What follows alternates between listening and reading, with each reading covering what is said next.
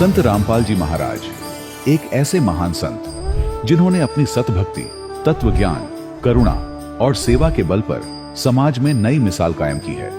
संत रामपाल जी महाराज की अगुवाई में उनके सभी सतलोक आश्रमों से समाज कल्याण के अद्भुत कार्यों ने समाज को सुनहरे भविष्य की एक नई उम्मीद दिखाई है। संत रामपाल जी महाराज से नाम दीक्षा लेने के बाद लाखों लोगों की लाइलाज बीमारियां जैसे कैंसर, एड्स आदि ठीक हुई। संत जी के ज्ञान से प्रेरित होकर उनके अनुयायियों ने लाखों यूनिट रक्तदान किया। संत जी ने लाखों बहन बेटियों का संत जी ने लाखों लोगों का नशा छुड़वाया, करोड़ों उजड़े परिवार बसे। संत जी के आश्रमों में समागम के दौरान निःशुल्क नेत्र चिकित्सा, दंत चिकित्सा प्रदान की जाती है। संत रामपाल जी महाराज द्वारा समय समय पर पर्यावरण संरक्षण के उद्देश्य से बड़े स्तर पर वृक्षारोपण किया जाता है। संत जी ने जरूरतमंदों को तत्काल राहत पहुंचाने के लिए एम्बुलेंस सेवा शुरू की। संत जी अपने अनुयायियों को देहदान के लिए प्रेरित करते हैं, जिससे मानवता की सेवा और चिकित्सा क्षेत्र में सुधार हो सके। संत रामपाल जी महाराज के सभी आश्रमों में हर रोज निःशुल्क भंडारा आयोजित किया जाता है, जहां हर वर्ग, हर जाति और हर धर्म के लोग एक साथ बैठकर भोजन करते हैं।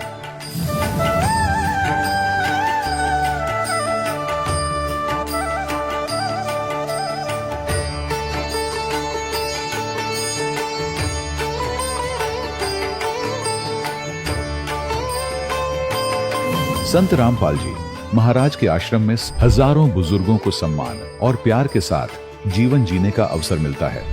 उनके खाने, रहने और स्वास्थ्य की पूरी जिम्मेदारी संत रामपाल जी महाराज उठाते हैं। अनाथ बच्चों के लिए संत रामपाल जी महाराज के सभी आश्रम किसी वरदान से कम नहीं। यहाँ उन्हें शिक्षा, संस्कार और भविष्य के लिए बेहतर अवसर प्रदान किए जाते हैं। चाहे बाढ़ हो, भूकंप या महामारी, संत रामपाल जी महाराज और उनके अनुयायी हमेशा ही जरूरतमंदों के लिए सबसे आगे खड़े रहते हैं। कोविड महामारी के दौरान संत रामपाल जी महाराज के आश्रमों से करोड़ों लोगों के लिए भोजन, दवाइयां और जीवन रक्षक सामग्रियां उपलब्ध कराई गई। चाहे गरीब की मदद हो या किसी शोषित और पीड़ित वर्ग के हक और सम्मान की लड़ाई, संत रामपाल जी महाराज ने हमेशा ही उनकी दबी आवाज को सरकारों तक पहुंचाया है और उन्हें उचित न्याय दिलवाने में अहम भूमिका अदा की है। समाज में आध्यात्मिक और सामाजिक मूल्यों के प्रति जागरूकता लाने में संत रामपाल जी महाराज हर कदम पर मानवता के सच्चे सेवक साबित हुए हैं। संत रामपाल जी महाराज का जीवन हमें सिखाता है कि सच्ची सेवा वही है जो निस्वार्थ भाव से की जाए। आइए हम भी इस महान सेवा के कार्य में इस महान संत से जुड़ें और संत रामपाल जी महाराज से नाम दीक्षा लेकर अपने जीवन को धन्य बनाएं।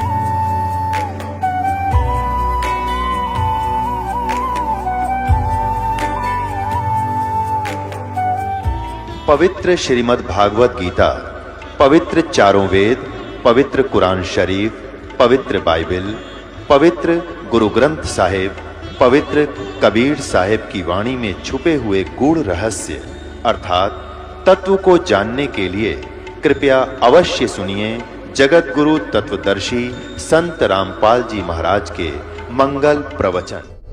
सत साहिब दर्शकों, मनुष्य जीवन भर सुख और शांति की तलाश में अपने धर्म में प्रचलित तरह तरह की पारंपरिक भक्ति साधनाएं करता है, लेकिन जब इसके बावजूद भी उसे शांति नहीं मिलती है तो वह मानसिक तनाव का शिकार हो जाता है। दर्शकों, ऐसी ही कहानी थी महाराष्ट्र के रहने वाले ज्ञानेश्वर लोहकरे जी की।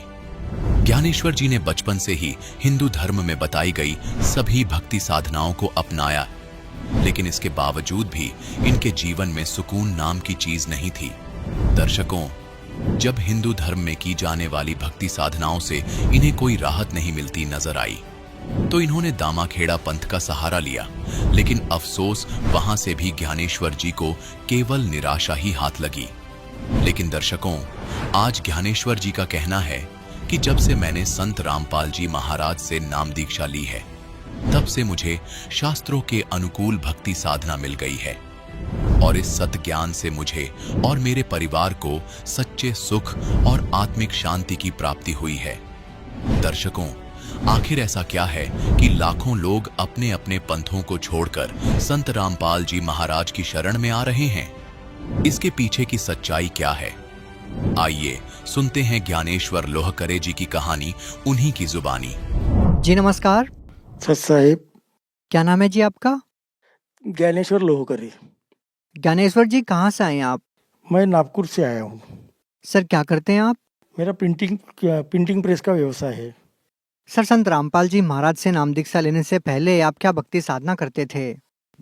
संत रामपाल जी महाराज से भक्ति लेने के पहले ही हम कबीरपंथी थे, लेकिन हम दामाखेड़ा से अटैच थे और कम से कम नहीं कुछ तो 30 से 35 साल वही से हमने भक्ति की है और यह भक्ति करने से हमको कोई भी लाभ नहीं था।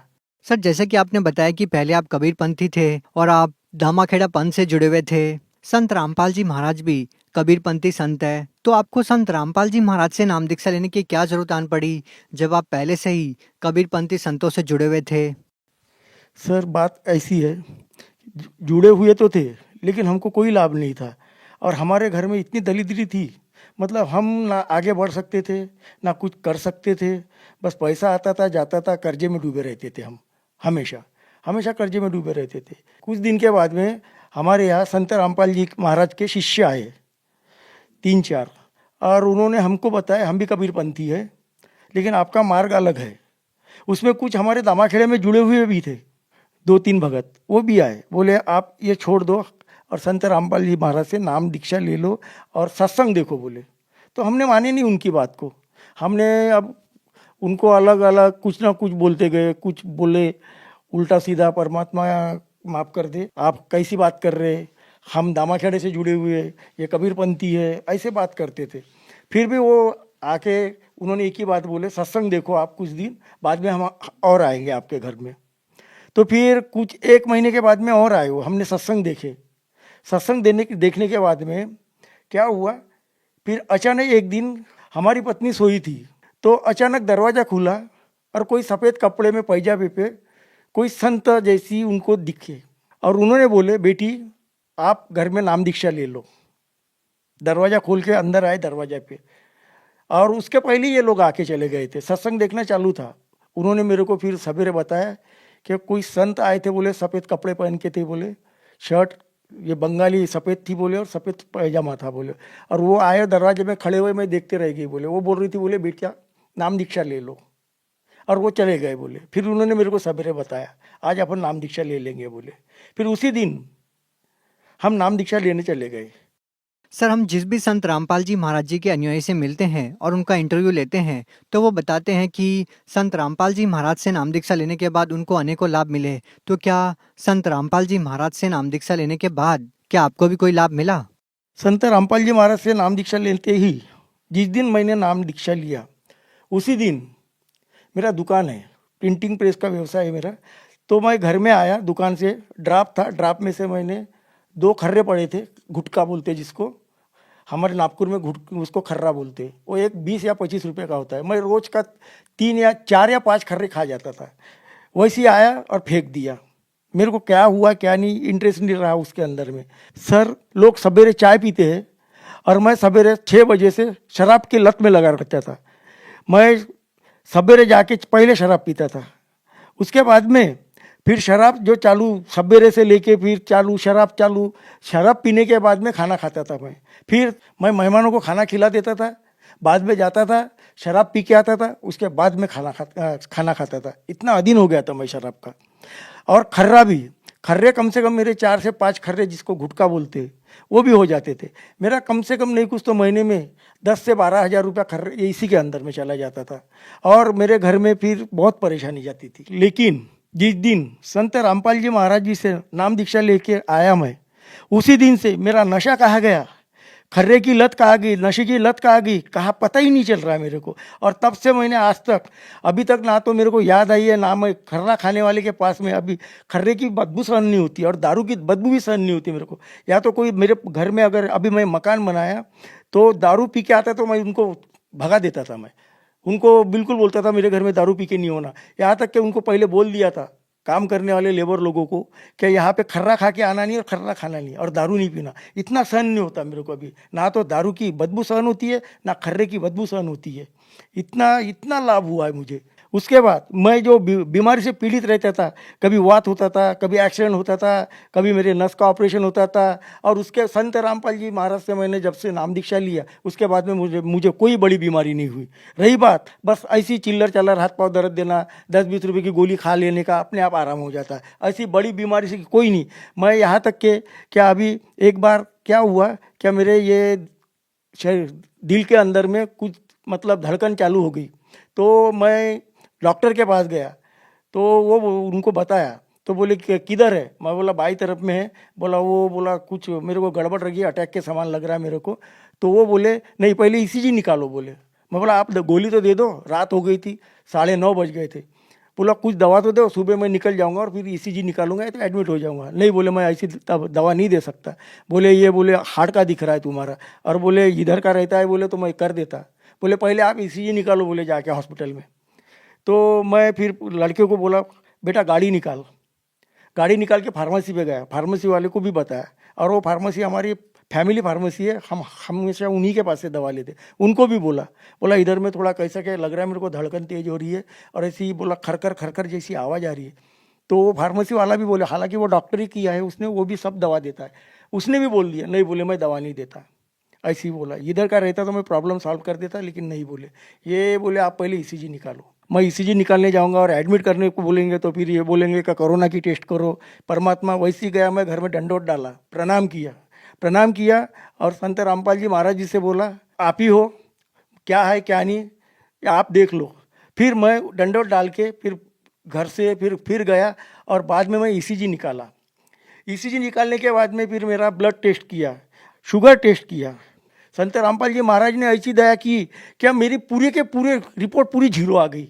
ना तो मुझे कुछ था, ना मेरा शुगर था, ना ब्लड में कुछ था, कुछ भी नहीं, पूरी रिपोर्ट नील आ गई। डॉक्टर ने बोले कुछ दवा नहीं है, कुछ तुमको बोले बीमारी नहीं है, घबराने की कोई बात नहीं है, बोले कोई गोली देने की जरूरत नहीं है बोले तुमको। तो फिर भी मैं ये गोली लिख के देता हूँ, ये खाओ बोले। मैंने 2 गोली खाया, फेंक दिया बाकी वो गोली को। तब से लेके आज तक के ना तो मेरे शरीर, ना दिल में धड़कन में कोई है, ना कुछ कोई बीमारी नहीं है मेरे को। और एक लाभ ये हुआ, मेरी आर्थिक परिस्थिति इतनी खराब थी क्या मैं हमेशा कर्जे में डूबा रहता था, मैं हमेशा कर्जा लेता था। लोग बोलते भी थे ऐसे तेरे को क्या जरूरत पड़ती है। लोग मेरे को ताने दे रहे थे क्या तुम्हारे तो बोले 10,000 तो किराने दुकान वाला कमाता है, बोले तुम्हारा लड़का 10,000 कमा रहा है, बोले हंसते थे लोग। और जब 2 साल के अंदर में जब जैसी मैंने संत रामपाल जी महाराज से नाम दीक्षा लिया, और उसके प्रमोशन ऐसे होते गए 10 से 20, 20 से 30, 30 से 40 हज़ार, ऐसा हो संत रामपाल जी महाराज की दया से मेरे लड़के का प्रमोशन पे प्रमोशन होते गया। 2 साल के अंदर में उसके 3 प्रमोशन हो गए, और आज उसका 60,000 रुपये पेमेंट है, और आज हम सब सुखी है घर में। और ये सभी संत रामपाल जी महाराज की दया से हुआ है। और संत रामपाल जी महाराज ने इतनी बड़ी मेहर की है हमके, क्या मैं बता नहीं सकता। और उनकी गुण इतने गाऊंगा तो भी कम है, इतना उन्होंने मेरे ऊपर में संत रामपाल जी महाराज ने दया की हुई है। हमारा मकान ऐसे ही था, झोपड़ा था। लोग बोलते थे मकान क्यों नहीं बनाते, पानी गलता था, परेशान आ गए थे हम। लेकिन जब नाम दीक्षा लिया संत रामपाल जी महाराज से, और अभी कैसी मकान बन गया लॉकडाउन के अंदर में, संत रामपाल जी महाराज की दया से आज हमारा मकान भी बन गया है, और मकान बन के हम वो मकान में रहने भी चले गए। सर ऐसा क्या होता है कि जो भी व्यक्ति संत रामपाल जी महाराज से नाम दीक्षा लेता है, वो पहले तो नशा कर रहा होता है, लेकिन जैसे ही उनसे नाम दीक्षा लेता है तो वो नशा छोड़कर नशे से नफरत करने लग जाता है। सर आपके जीवन में ऐसा बड़ा बदलाव कैसे आया, क्योंकि आप तो शराब के बगैर खाना भी नहीं खाते थे। सर बात यह है कि जब संत रामपाल जी महाराज जी ने हमारे को जो नाम दीक्षा दिया और उसके अंतर जो मंत्र दी है, उस मंत्र के अंदर में इतने पावर है। वो सच्चे सद्भक्ति शास्त्रों के नियम के अनुसार जो चारों वेदों में लिखी हुई है, जो वेद बताते हैं, वही साधना हमको दी गई है, वही मंत्र दिए गए। हम पहले मनमाना आचरण करते थे, अब जैसे ही वो मंत्र जाप करना शुरू कर दिया तो वो लाभ होना अपने आप चालू हो गया हमें, और वो लाभ ऐसे हो गए कि अभी वो लाभ होते ही जा रहे हैं हमको। सर, जो लोग अभी भी नशा करते हैं और आपकी तरह वो नशा चाहकर भी नहीं छोड़ पा रहे हैं, तो क्या वो भी आपकी तरह संत रामपाल जी महाराज से नाम दीक्षा लेंगे तो क्या उनका भी नशा छूट जाएगा? जी हाँ, मैं गारंटी के साथ बोलता हूँ कि अगर कोई नशेड़ी, दारू पीने वाला, खर्रा खाने वाला अगर संत रामपाल जी महाराज से अगर नाम दीक्षा लेगा तो मैं गारंटी देता हूँ क्या उनकी नशा और उनका खर्रा उनको पूरी तरह से खत्म हो जाएगा और वो छोड़ देगा, इतनी मैं गारंटी देता हूँ। सर, जैसा कि आपने बताया कि पहले आप दामाखेड़ा पंथ से जुड़े हुए थे, वो भी कबीरपंथी संत हैं और संत रामपाल जी महाराज भी एक कबीरपंथी संत हैं, तो आप दोनों कबीरपंथी संतों में क्या भिन्नता पाते हैं? भिन्नता ये है कि जहाँ हम कबीर पंथों में थे पहले, दामाखेड़ा से जुड़े हुए थे, तो दामाखेड़ा वाले कबीरपंथी जो है कबीर परमेश्वर को वो सद्गुरु मानते हैं, और हमको भी यही सब पढ़ाते थे, सद्गुरु है, सद्गुरु है। मैं बोला सद्गुरु है क्योंकि इतने साल से हम भक्ति कर रहे, और वो चौका आरती करते थे। चौका आरती के अंदर में जहाँ वहाँ पैसा, उनके लाने जाने का खर्चा दो, उनको कुछ कपड़े दो, हाँ, और चौका आरती में जो जितने लोग आएंगे उनका खाना बनाओ, हाँ, और खाना बनाने के बाद में फिर उनको कपड़े लत्ते दो सभी को, हाँ, और उनका जाने आने का खर्चा दो, और चौका आरती के भी पैसे लगते थे। मिनिमम कम से कम एक चौका आरती करने के लिए उनके सामग्री के लिए नहीं कुछ तो 10,000 से 15,000 रुपये का खर्चा आता था, खाली वो चौका आरती के सामग्री के लिए। जब संत रामपाल जी महाराज के शरण में आए हम और नाम दीक्षा लिए, तो उन्होंने हमको सत्संग देखे, सत्संग, और उन्होंने हमको जो सत्संग के अंदर में बताए, संत रामपाल जी महाराज जी ने हमको कबीर साहब को परमेश्वर बताया, और ऐसी नहीं बताया, चारों वेद, गीता, बाइबल, कुरान शरीफ, इसमें से सिद्ध करके दिखाया। उनके अंदर से जहाँ जहाँ लिखा हुआ है वो बता के दिखाया क्या ये कबीर परमेश्वर है, पूर्ण ब्रह्म है करके। ये सबसे बड़ी भिन्नता है। क्या वो दामाखेड़े वाले कबीरपंथी और ये अभी जो हमने कबीर पंथ स्वीकार किया है, जो हमने नाम दीक्षा लिए, ये कबीर पंथ में, ये दोनों में जमीन, संत रामपाल जी महाराज जी के जो कबीर पंथ में जो हम अब नाम दीक्षा लिए, ये दोनों में बहुत बहुत जमीन आसमान का फर्क है, और इतनी ये भिन्नता है इसके अंदर में। तो सर, हम आपसे ये जानना चाहेंगे कि जो लोग आज भी दामाखेड़ा पंथ से जुड़े हुए हैं, उन लोगों को आप क्या संदेश देना चाहेंगे, क्या कहना चाहेंगे? संदेश तो नहीं दे सकता मैं उनको विनती कर सकता हूँ कि आप संत रामपाल जी महाराज से जुड़िए और उनका ज्ञान पढ़िए, और जो गीता, बाइबल, कुरान शरीफ, चारों वेदों में जो लिखी है, जो हमको लाभ लिखे हुए हैं उसके अंदर में, क्या वो जो लाभ लिखे और वो हमको हो नहीं रहे, और वो आप अगर संत रामपाल जी महाराज से जुड़िए और देखिए जो मेरे को लाभ हुए, मेरे को इतने लाभ हुए क्या मैं गिन नहीं सकता उस लाभ को। मैं यही कहना चाहता हूँ कि आप संत रामपाल जी से जुड़िए और आपको कितने लाभ होते देखिए। आपके जैसे शुरू में जैसे आप नाम दीक्षा लेके निकलोगे, आपके लाभ शुरू हो जाएंगे, और आप इतने लाभ होंगे कि आपने कभी जिंदगी में सोचे नहीं होंगे ऐसे लाभ होंगे। बस मेरी यही विनती है।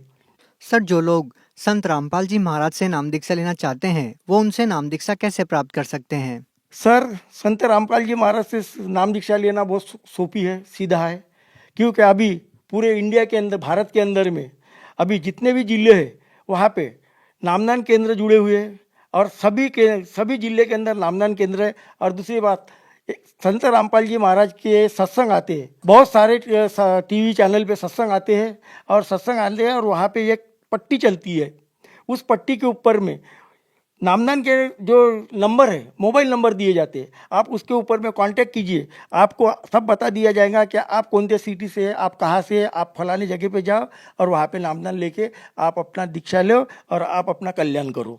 जी धन्यवाद। जी सत साहिब। दर्शकों, अभी आपने सुने संत रामपाल जी महाराज से दीक्षा प्राप्त करके सुखी हुए भक्त के अनुभव।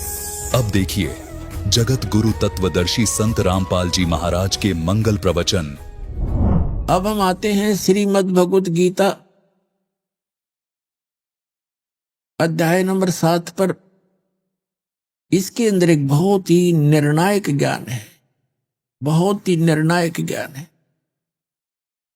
लेकिन हम समझ नहीं सके इन सदग्रंथों को, जिस कारण से हमें बहुत हानि हुई, जिसकी पूर्ति अब हो पाएगी।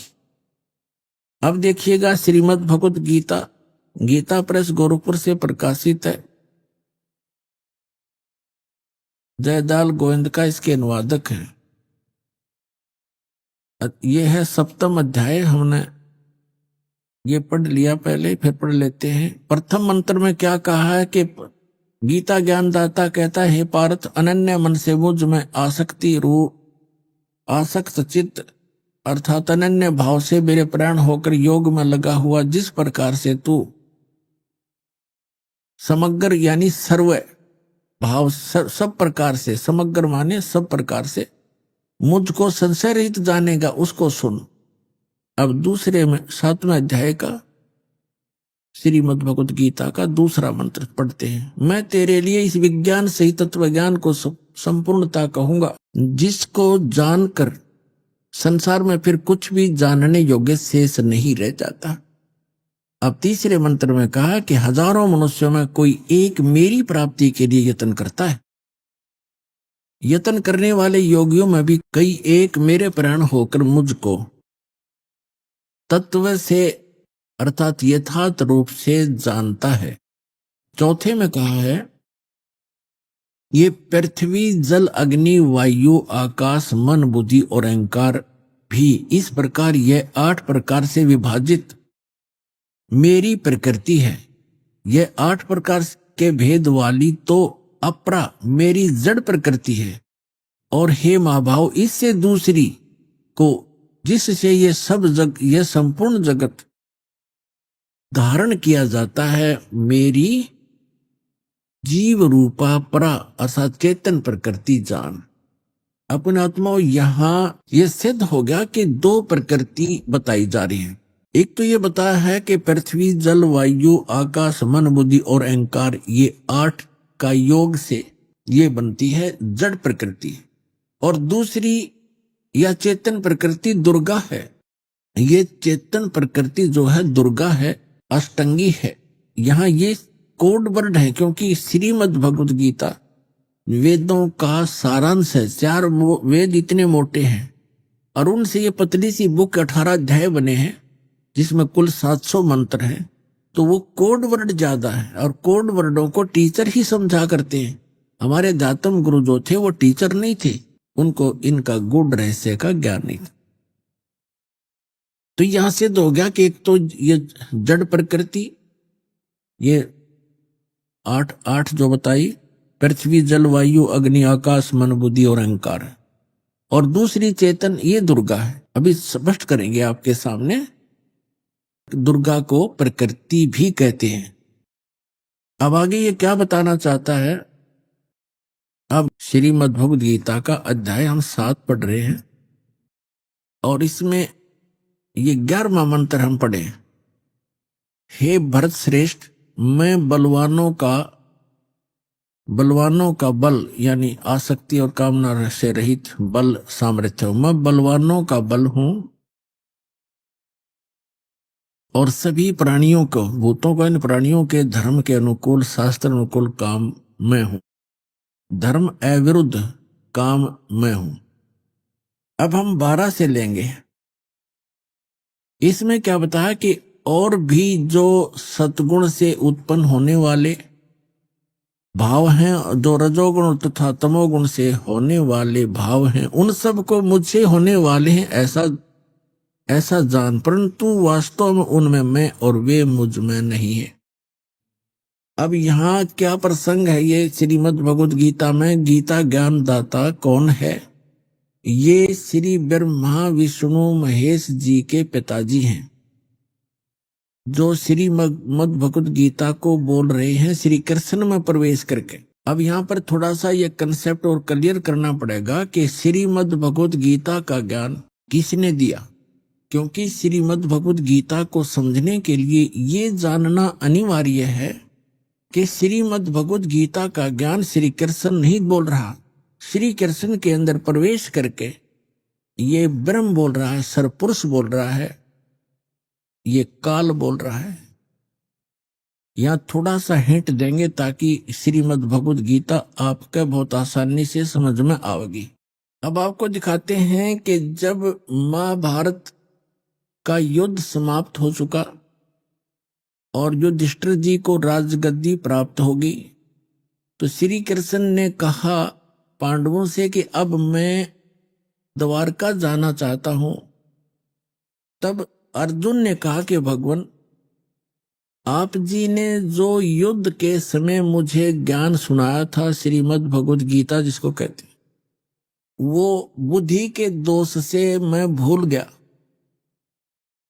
उसी ज्ञान को प्रभु एज इट इज सुनाना, फिर से सुनाना, हमें एक सत्संग करके जाना ताकि हम आपके द्वारा दिए गए वचनों के आधार से हम अपना आगे राज्य भी करें और जीवन भी सफल करें।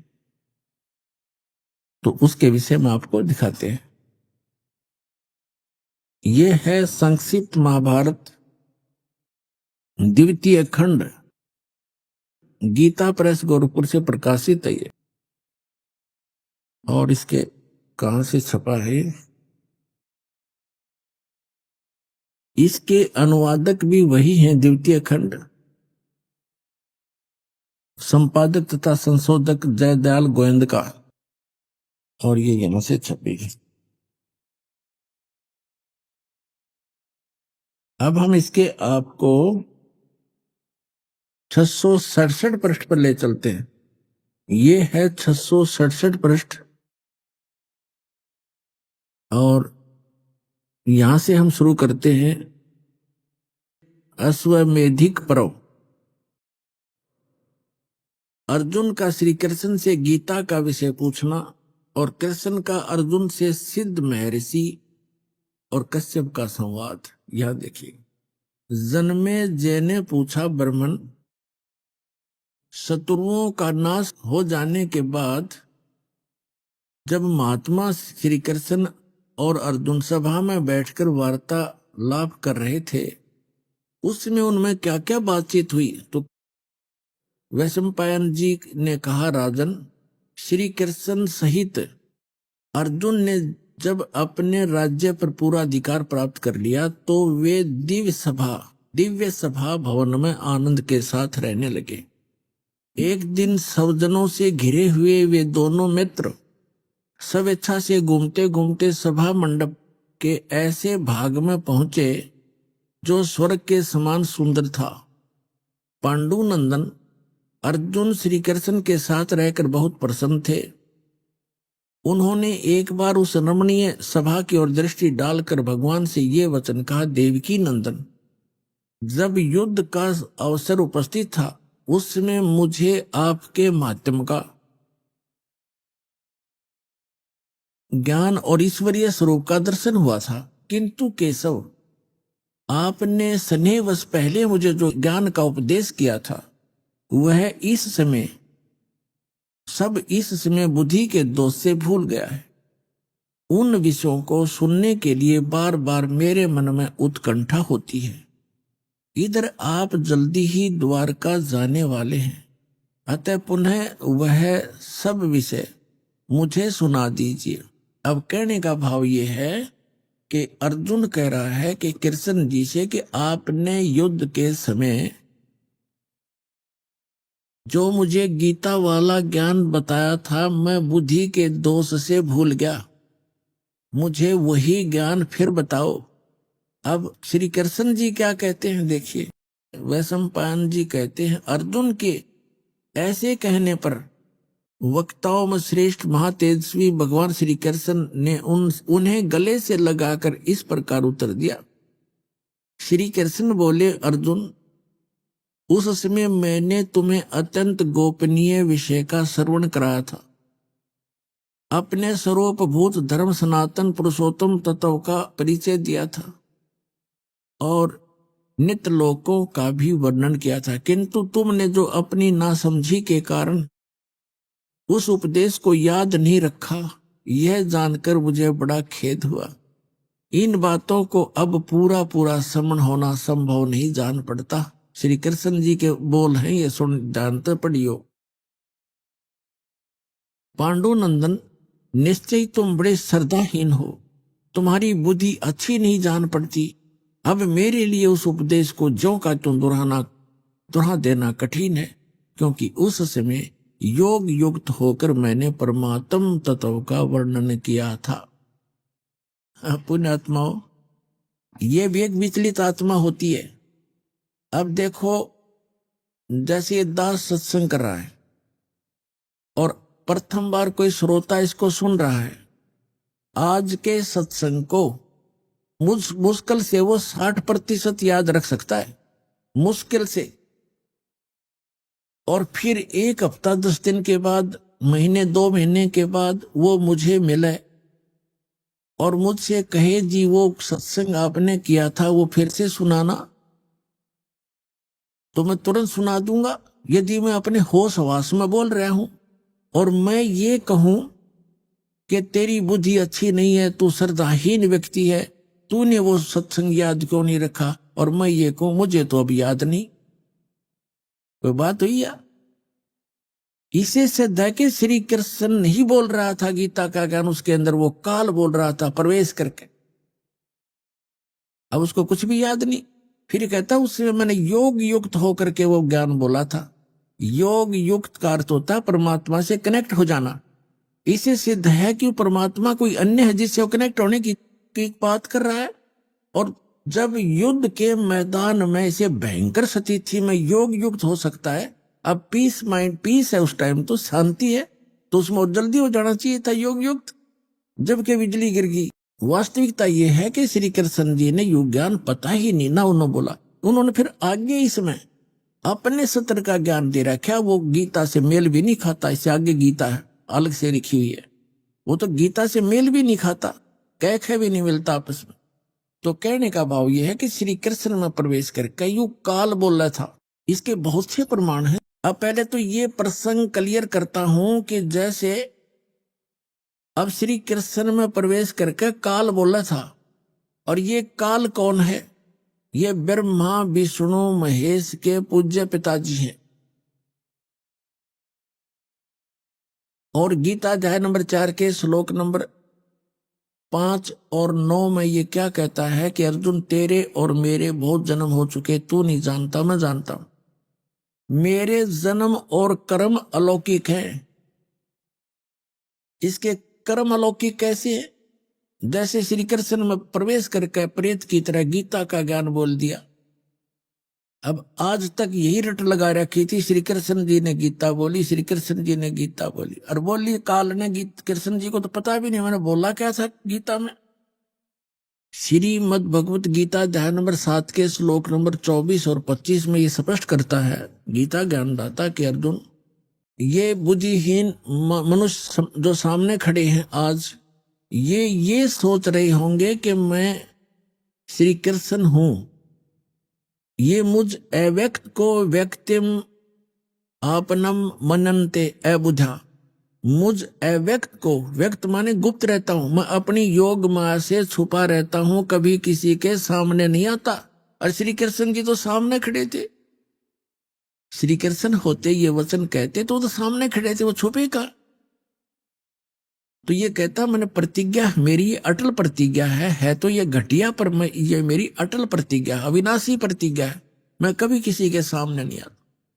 तो ये क्या करते रहे, जैसे आपको बहुत बार दिखा है श्री शिव महापुराण के अंदर, वो विद्वेश्वर संहिता के अंदर आता है। एक बार ब्रह्मा और विष्णु का इस बात पर युद्ध हो गया। ब्रह्मा जी कहते हैं मैं सारी सृष्टि का रचनहार हूं और आपकी भी उत्पत्ति मेरे से हुई है, विष्णु जी को कहते। और विष्णु जी कहते हैं कि आप मेरी नाभि कमल से उत्पन्न हुए हो, मैं सबका, सारी सृष्टि का रचने वाला मैं हूं, सबका पिता हूं, तू मेरा पुत्र है। ब्रह्मा जी कहते विष्णु जी को तू मेरा पुत्र है। अब इनको ये भ्रम कैसे हुआ? इनको ये भ्रम ऐसे होता है जैसे ऋषि लोगों ने समाधिस्थ होने की चेष्टाएं की और इसने प्रतिज्ञा कर रखी है मैं कभी अपने ओरिजिनल रूप में दिखाई नहीं दूंगा, किसी को दर्शन नहीं दूं। ये क्या करता है, जैसे ऋषि महर्षियों ने समाधिस्थ हुए और समाधि दशा में किसी को ब्रह्मा के रूप में दर्शन दे दिए, तो उसने, उस ऋषि ने सब जगह जो है गुणगान कर दिए कि ये ब्रह्मा जी स्वयं मालिक है, ये अपने आप को छुपाए बैठे हैं, ये जगत पिता हैं, मैंने समाधि दशा में इनके दर्शन हुए।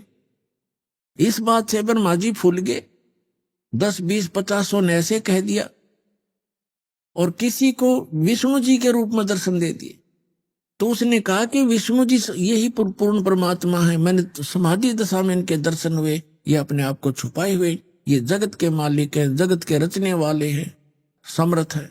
तो उससे विष्णु जी को भ्रम हो गया कि मैं ही रचने वाला हूं, सारे मुझे ही कहने लग रहे। किसी को शंकर भगवान के रूप में दर्शन दे दिए समाधि दशा में, अंदर अंतःकरण में। तो उसने बता दिया कि शंकर भगवान जो ये बैठे तमोगुण, यही सर्वशक्तिमान है, कालज्ञ मृत्युंजय सर्वज्ञ, सारी सृष्टि के रचना। तो यहां वहां ब्रह्मा और विष्णु जी को भ्रम हो गया, तो उनका युद्ध हो गया। फिर वो बीच में एक स्तंभ खड़ा करा, पिलर खड़ा करा, लिंग, तो उन दोनों का युद्ध समाप्त किया। तब ये काल आ गया अपने पुत्र शिव का रूप धारण करके। ये अपने वास्तविक रूप में नहीं आता, इसका वास्तविक रूप कौन सा है? जो श्रीमद् भगवत गीता का ज्ञान देते समय युद्ध के मैदान में दिखा था इसने, 1000 भुजा का है ये, सहस्रा बाहु है ये। ब्रह्मा विष्णु महेश केवल 4 भुजा बना सकते हैं, दुर्गा केवल 8 भुजा बना सकती है, इससे ज्यादा नहीं है। और ये 1000 भुजा से लेकर और 10 भुजा और 4 भुजा और 2 भुजा में बना सकता है। तो ये ऐसे अपना वास्तविक रूप इसका वो 1000 भुजा, वो काल रूप है, वो इसका वास्तविक रूप है। तो उस वास्तविक रूप में ये कभी किसी को दर्शन नहीं देता, इसने प्रतिज्ञा कर रखी है। तो इसी का एक प्रमाण दिखाते हैं श्री विष्णु पुराण के अंदर कि एक बार राक्षसों का और देवताओं का युद्ध हो गया। देवता युद्ध में हार गए और राक्षस विजयी हो गए। देवता वहां से भागकर समुद्र के किनारे जाकर के तपस्या करने लगे, हे भगवान, हे सच्चिदानंद, हे सर्वशक्तिमान, हे शेषया पर विराजमान होने वाले, वो लगे साधना, वो करने लगे स्तुति। तो विष्णु रूप धारण करके यू काल आ गया और इसने उनसे कहा कि तुम्हारा जो भी अभिष्ट है, मन में जो तुम्हारे दुख है, वो मैंने जान लिया है और मैं ऐसे ऐसे करूंगा। पढ़ के सुनाता हूं आपको, फिर अच्छा समझ में आएगा। ये देखिएगा श्री विष्णु पुराण, गीता प्रेस गोरखपुर से प्रकाशित। इसके कौन है अनुवादक? श्री मुनीलाल गुप्त। और ये कहां से प्रकाशित है, कहां से छपी है? ये यहीं से प्रकाशक व मुद्रक हैं, गीता प्रेस गोरखपुर, गोविंद भवन कार्यालय कोलकाता का संस्थान। ये इनके फोन और फैक्स नंबर।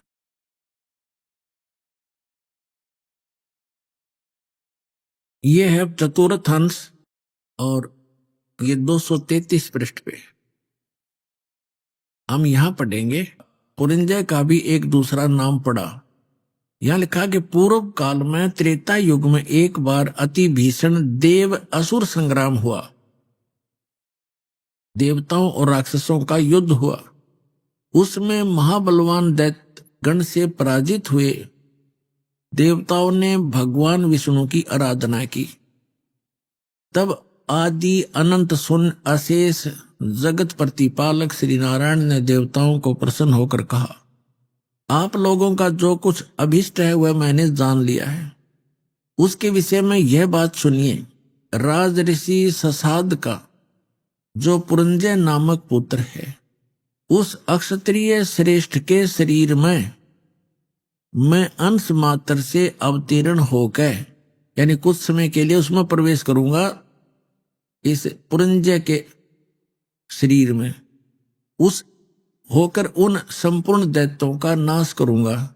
तुम लोग पुरंजय को दैत्यों के वध के लिए तैयार करो। अब इसके कहता है मेरे कर्म अलौकिक हैं। ये कर्म अलौकिक क्यों हैं कि पुरंजय के अंदर जो पुरंजय को खड़ा कर लिया, असुर और देवता आमने सामने युद्ध के लिए खड़े हो गए और यू काल जो है पुरंजय के शरीर में प्रवेश कर गया और वह राक्षसों को मार डाला। अब और दिखाता हूं 243 पृष्ठ पे।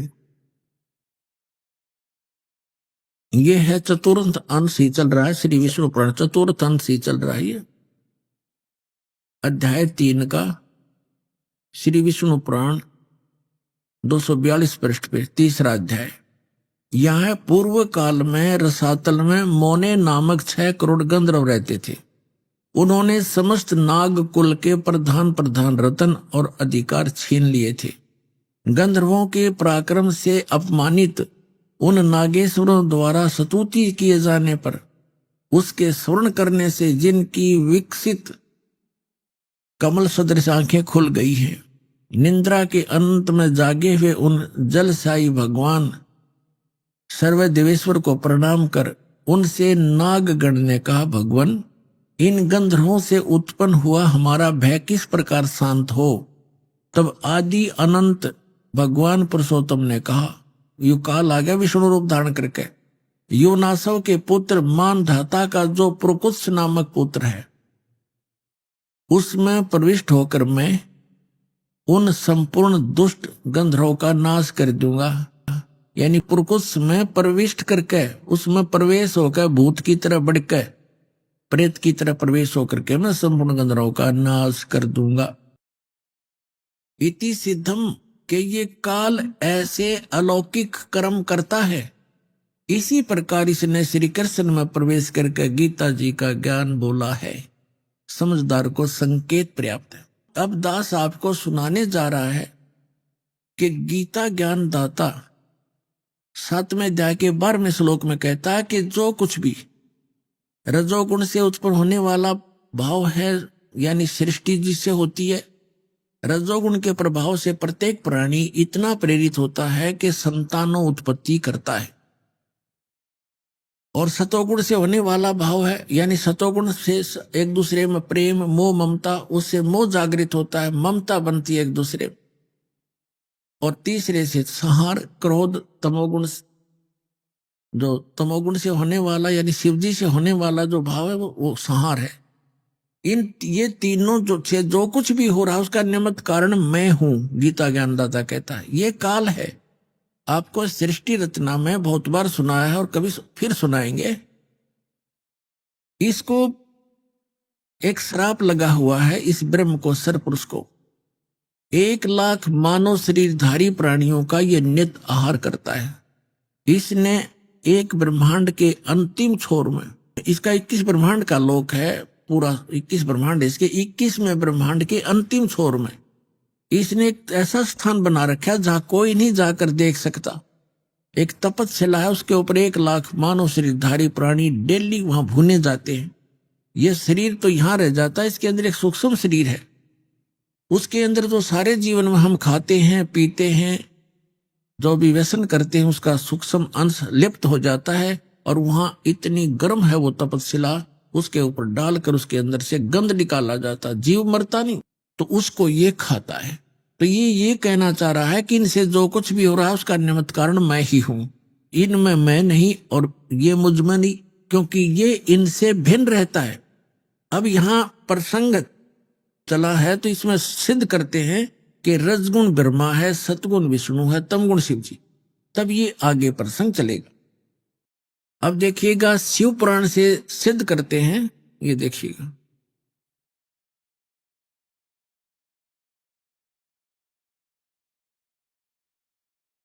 ये गीता प्रेस गोरखपुर से प्रकाशित है। संपादक है इसके, ये देखिएगा, संपादक है हनुमान प्रसाद पोदार। और ये कहां से, ये यहां से प्रकाशित है।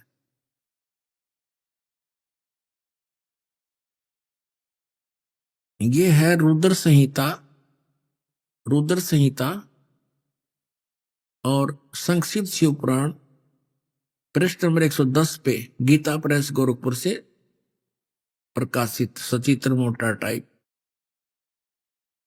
इस प्रकार ब्रह्मा विष्णु और रुद्र इन 3 देवताओं में गुण हैं, यानी रजगुण ब्रह्मा, सतगुण विष्णु, तमगुण शंकर।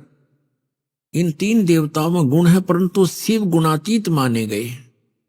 वो इन तीनों से अलग हैं। और यही गीता अध्याय नंबर 7 के श्लोक नंबर 12 में स्पष्ट कर रहा है कि इन तीनों गुणों से जो कुछ भी हो रहा, रजगुण से होने वाले भाव, सतगुण से होने वाली स्थिति, रजगुण से होने वाली उत्पत्ति और शंकर से होने वाले संहार, इन तीनों का, इनका मूल कारण तो मैं ही हूं। मेरे कारण ही हो रहा, क्योंकि इसको 1,00,000 जीव मानव शरीरधारी प्राणी रोज खाने पड़ते हैं। और फिर ये कहता मैं इनमें नहीं और ये मुझ में नहीं। अब ये खुद यहां भी खुद कह रहा कि वो इनसे न्यारे हैं, भिन्न हैं। अब ये कंसेप्ट और क्लियर करना पड़ेगा। यहां एक और शंका उत्पन्न हो जाएगी कि ब्रह्मा विष्णु रुद्र, तो रुद्र अन्य भी है, एक जो 11 रुद्रों का सरदार है, वो रुद्र अलग है, और उन सभी रुद्रों का मुखिया ये शंकर भी है, तमोगुण शंकर, इसलिए इसको भी रुद्र कहते हैं, और 11 रुद्र अन्य भी है। तो ये भी यहां स्पष्ट करना पड़ेगा कि ये ब्रह्मा विष्णु रुद्र और ये महेश इनसे अलग है, ये इनका पिता है। अभी आपने सुने संत रामपाल जी महाराज के मंगल प्रवचन। आइए अब सुनते हैं संत रामपाल जी महाराज से नाम दीक्षा लेकर सतभक्ति करके अद्भुत लाभ प्राप्त करने वाले अनुयायी के विचार। सोचिए, यदि कोई मनुष्य अपने जीवन में कठिन तपस्या करता हो, सभी प्रकार के धार्मिक अनुष्ठानों में लीन रहता हो, व्रत उपवास करता हो, तीर्थ यात्राएं करता हो, विभिन्न देवी देवताओं की आराधना में अपना समय और श्रम समर्पित करता हो, लेकिन इसके बावजूद भी न उसके जीवन में आत्मिक शांति हो और न ही सच्चे सुख की अनुभूति हो, तो फिर आखिर में उसके जहन में यही सवाल उठता है कि क्या भक्ति करने से सुख होता भी है या यह सिर्फ एक धारणा ही है। दर्शकों, ऐसी ही कहानी थी उत्तर प्रदेश के रहने वाले उदय सिंह तोमर जी की। उदय जी ने अपने जीवन में हिंदू धर्म में प्रचलित भक्ति साधनाएं अपनाई, लेकिन इसके बावजूद भी इनकी पत्नी को कैंसर जैसी लाइलाज बीमारी ने घेर रखा था। लेकिन दर्शकों, आज उदय जी का कहना है, जब से मैंने संत रामपाल जी महाराज से नाम दीक्षा ली है और संत रामपाल जी महाराज द्वारा दी गई सच्ची आदि सनातनी भक्ति को अपनाया है, तब से मेरी जीवन की सारी परेशानियां खुद ब खुद समाप्त हो गई हैं। आज मैं और मेरा परिवार पूर्णतः सुखी हैं। दर्शकों, आखिर संत रामपाल जी महाराज ने उदय जी को ऐसी कौन सी जड़ी दे दी जिससे इनकी पत्नी की कैंसर जैसी लाइलाज बीमारी भी समाप्त हो गई है? आखिर उदय जी क्यों संत रामपाल जी महाराज जी को परमात्मा बता रहे हैं? दर्शकों, आइए सुनते हैं उदय सिंह तोमर जी की कहानी उन्हीं की जुबानी। नमस्कार सर। नमस्कार सर जी। सर, क्या नाम है आपका? उदय सिंह तोमर। उदय सिंह जी, आप कहाँ से हैं? जिला शाहजहांपुर, उत्तर प्रदेश। सर, संत रामपाल जी महाराज से नाम दीक्षा आपने कब ली? 10 मार्च 2013 में। सर, संत रामपाल जी महाराज से नाम दीक्षा लेने से पहले क्या आप कोई भक्ति साधना भी करते थे? जी, भक्ति साधना करते थे, और क्योंकि हमारा परिवार ही सभी भक्ति करता था, और मैं जब छोटा था तो मेरे मन में विचार ये आता था कि मैं भी किसी भगवान की, किसी देवता की भक्ति करूं। विचार में था कि किस देवता की, किस भगवान की भक्ति करूं। तो खोज करते करते फिर मेरे समझ में बात आई कि हनुमान जी भक्ति सबसे ठीक है, सरल भी है, आसान है और ठीक है। मैंने हनुमान जी की भक्ति शुरू कर दी थी, और हनुमान जी की भक्ति मैंने जैसा विधि विधान में जानता था, मैंने 3 साल तक भक्ति करी हनुमान जी की। 3 साल भक्ति करने के बाद में फिर मैंने भक्ति छोड़ दी थी, क्योंकि उसमें ऐसा हुआ, मेरे साथ कुछ शारीरिक घटनाएं घटी। मुझको एक बहुत भयंकर रोग लग गया, मेरे पूरे शरीर के अंदर दाने फोड़े से निकल आए, और मुझे ऐसा लगा जैसे कोई कोढ़ी हो जाता है, जिस प्रकार से शारीरिक बीमारी होती है, इस तरह से हो गया था। तो बाद में फिर मेरे पर हनुमान जी का कोई असर होने लगा था। तो घर वालों ने कहा कि अब आप ये सब भक्ति छोड़ दो, नहीं आप कहीं पागल हो गए तो आपका फिर आगे खेल ख़त्म हो जाएगा। तो घर वालों के कहने से और कुछ शारीरिक मतलब परेशानियों को देखते हुए, कठिनाइयों को देखते हुए, फिर मैंने वो भक्ति छोड़ दी हनुमान जी की। उसके बाद फिर मैंने अपना इष्ट बनाया राम को, शिव जी को भी बनाया इष्ट अपना। तो इस तरह से मैं मतलब कि भक्ति करता चला आ रहा था, और फिर मैंने राम जी को अपना इष्ट बना लिया था। और राम जी को कोई भी मैं कार्य के लिए जाता था तो पहले अपने श्री राम को आराध्य मानकर हृदय में धारण करके मैं काम करता था। हमने पहले गुरु बनाए थे, बचपन में थे, जो कि उनको कान फूंकने वाले मंत्र दिए थे उन्होंने, वो कुछ समय तक चला। फिर बाद में मुझे गुरु मिल गए थे, आदि गुरु शंकराचार्य पंथ के अनुयायी थे, स्वामी सत्य प्रकाशानंद जी अजन्मा महाराज, अवधूत बाल ब्रह्मचारी, उनको हमने गुरु बनाया और 25 साल तक उनकी शरण में रहकर जैसे उन्होंने साधना बताई थी वैसे साधना करी।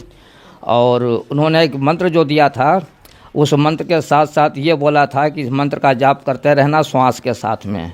वो मंत्र था शिवोहम। जैसे ऊपर नीचे मंत्र का जाप होता है इस तरह से जाप करते रहना। हमने वो भी किया।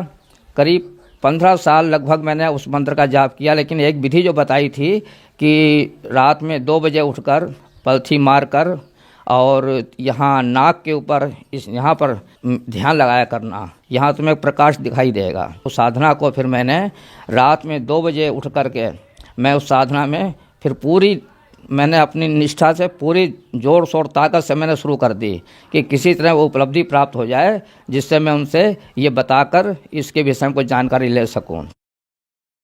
सर फिर क्या कारण बना कि आप संत रामपाल जी महाराज की शरण में आए? संत रामपाल जी शरण में हम इसलिए आए कि मुझे ये टीवी के माध्यम से ज्ञान हुआ कि सोहम से ऊपर और है सत सुकृत एक नाम। और फिर हमने गीता में देखा कि ओम तत्सत ब्राह्मण त्रिविध स्मृता, कि ओम से ऊपर ये तत् और सत ये 2 प्रभु और हैं जो ब्रह्म परम ब्रह्म पूर्ण ब्रह्म कहलाते हैं, क्षर पुरुष अक्षर पुरुष परम अक्षर पुरुष। और हमें तो केवल ब्रह्म तक का ही ज्ञान था, इसके आगे ज्ञान नहीं था। फिर हमने टीवी चैनल के माध्यम से संत रामपाल जी महाराज का जो हमने प्रवचन सुने देखे, जिसमें गीता का वेद के अंदर भी परमात्मा ने स्पष्ट कर दिया कि कबीर देव नाम का वो परमात्मा है। और वो मतलब कि उनके जो गुण गाए गए परमात्मा के वेदों में वो उनमें वैसे ही पाए गए। और फिर ये भी साबित हुआ मुझे टीवी देखने के माध्यम से कि संत रामपाल जी महाराज ने जब ये सिद्ध कर दिया कि उस पर कि परमात्मा कबीर हैं, तब मेरे मन में चिंता हुई। तब मैंने एक वृद्ध थे 80 वर्ष के सरदार जी थे, उनको मैंने बताया कि ये सतनाम जो और आप जो वाहेगुरु बोलते हो ये वो चीज़ नहीं है, वो तो वहाँ सतलोक आश्रम में मिलेगी। संत रामपाल जी महाराज के इसके जानकार हैं और वही ये सब कुछ देंगे। तो मैंने उनका साथ लिया और पहली बार मैं बरवाला गया। जाने के बाद वहाँ पर फिर मैंने नामदान लिया संत रामपाल जी महाराज से। सर संत रामपाल जी महाराज से नाम दीक्षा लेने के बाद क्या आपको कुछ लाभ भी प्राप्त हुए? हाँ जी, लाभ तो बहुत प्राप्त हुए और उसके बाद तो लाभ ही लाभ होते चले आ रहे हैं। हानि का तो कोई कहीं से समझ नहीं आता है कहीं पर से हानि हुई हो।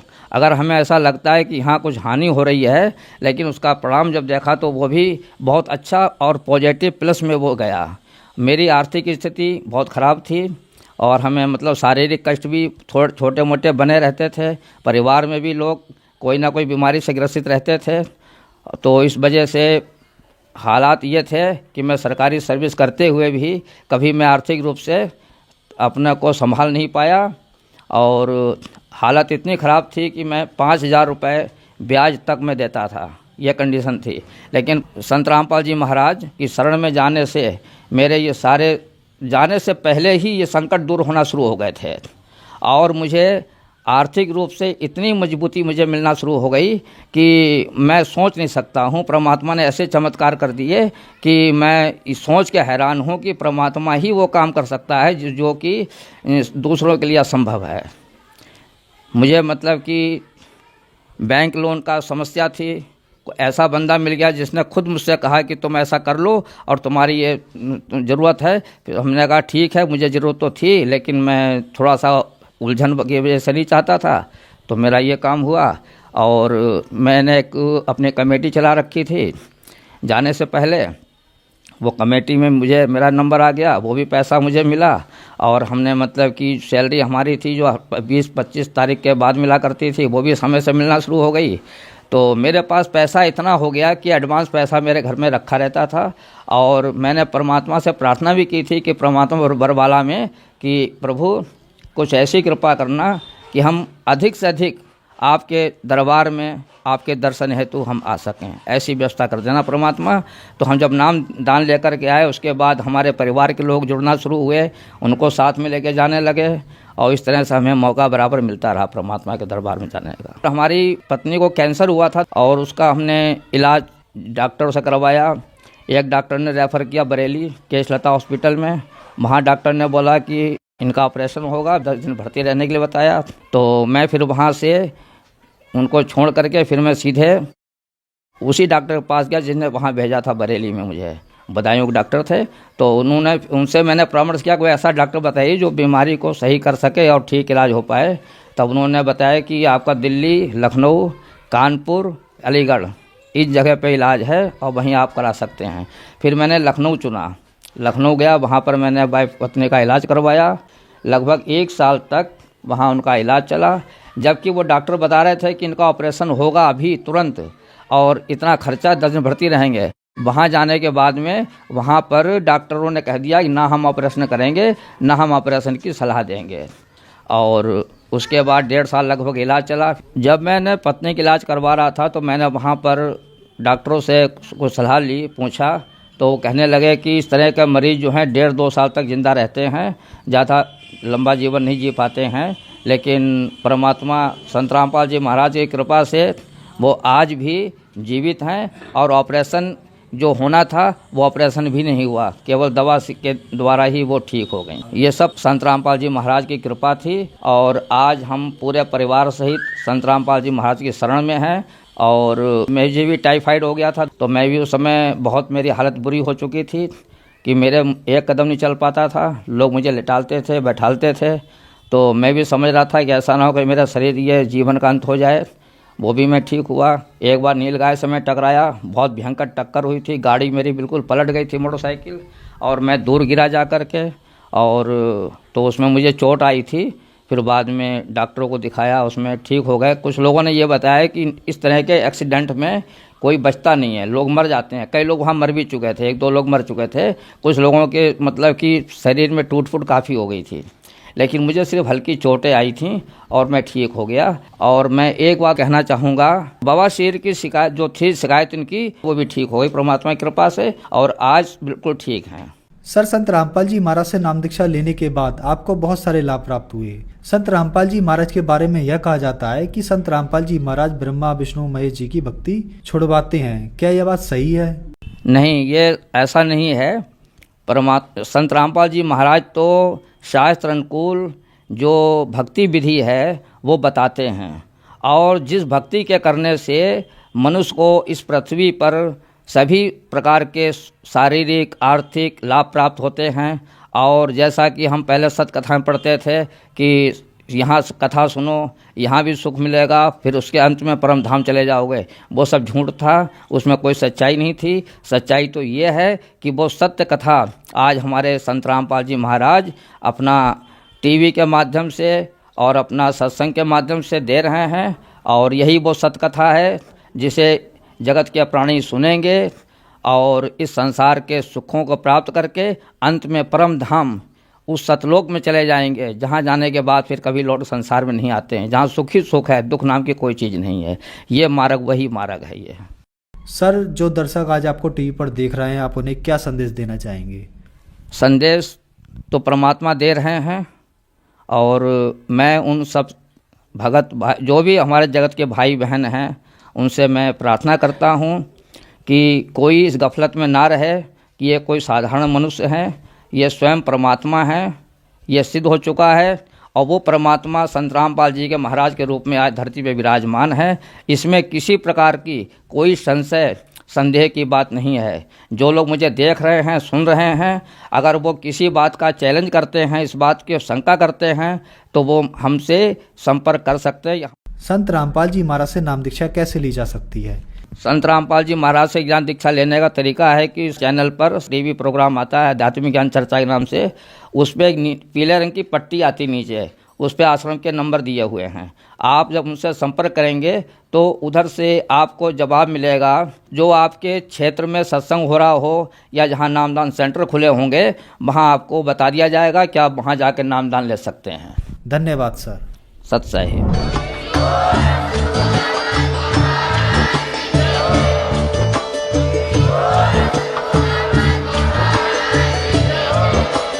आप सुन रहे थे जगत गुरु तत्वदर्शी संत रामपाल जी महाराज जी के मंगल प्रवचन। अधिक जानकारी के लिए विजिट कीजिए हमारी वेबसाइट www.jagatgururampalji.org। संत रामपाल जी महाराज जी के शुभ आशीर्वाद से पूरे विश्व भर में 500 से भी ज्यादा नाम दीक्षा केंद्र हैं, जिन पर संत रामपाल जी महाराज जी द्वारा ऑनलाइन निशुल्क नाम दीक्षा दी जा रही है। अपने नजदीकी नाम दीक्षा केंद्र का पता करने के लिए संपर्क करें 8222880541।